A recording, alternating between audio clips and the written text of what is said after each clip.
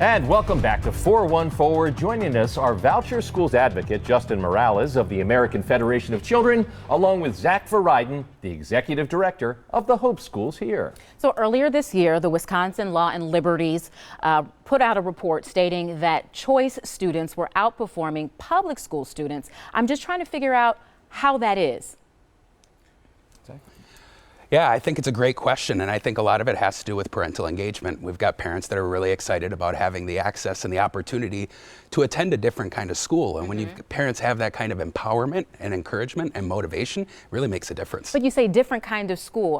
What are you doing different that's not happening in a public school setting?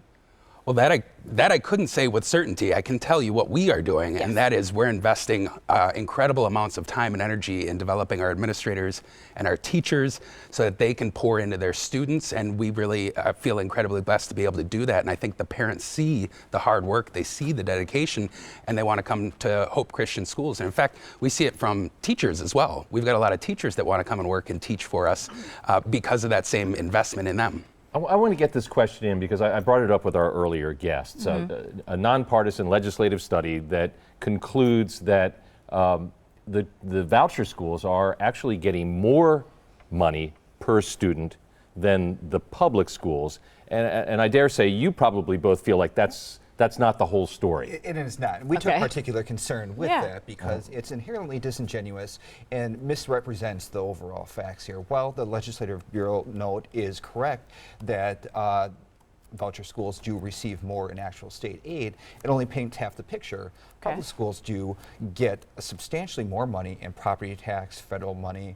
They educate kids with thousands of dollars more than what actual voucher schools do. Are you saying you're only getting a category? Well, it does need to be bigger because it paints a false narrative that voucher schools are getting all this extra money, whereas they receive about $7,500 compared to MPS that gets well over $13,000. But do you have more control over who comes to your school, Zach, as opposed to where public school has to take in anyone that comes to their door? Yeah, I'd love to. No, we have to take every student as well. It's state law. That is a common misconception that voucher schools can pick and choose their children. They cannot. If they receive more applications than what they're allowed to seat, they have to do a blind lottery for it. So give us a sense of, we've been talking about the governor's budget. How much optimism is there in your corner about how this is going to proceed going forward? We're very happy with the governor's proposal. We're glad to see that he invested a substantial amount of money into the budget.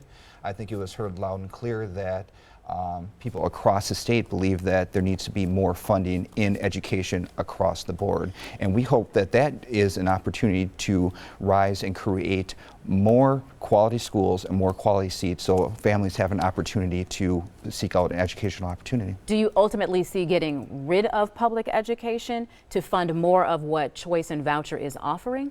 Not at all. It's a very common misconception that there's two separate camps. We are adamantly in support of public education. If you look to, they are doing very good things within the public school systems that allow different opportunities and different choices within their own school system. So we believe in choice across the board. You have open enrollment, which is just the same as what school choice is, and we hope that they thrive and they succeed and they provide the best education as they possibly Going forward, after all of the gnashing of teeth and the wringing of hands, give us a sense of how optimistic you are that this budget is going to proceed as proposed.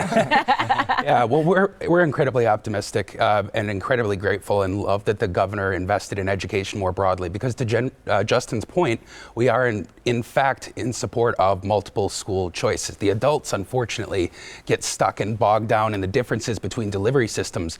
But if we could focus on the students and the parents and what they want for an education, that makes all the difference. And that's what parents and students should be able to choose. And so we're feeling pretty optimistic right now that the governor's funding budget is going to come through, and we want and need it to, because we need students, we need parents to feel empowered and encouraged by the options that they have, so they have the choice, whether it's choice, charter, public, online, homeschooling. Really, the dollars should follow the student to whatever the best option is for that family. Well said.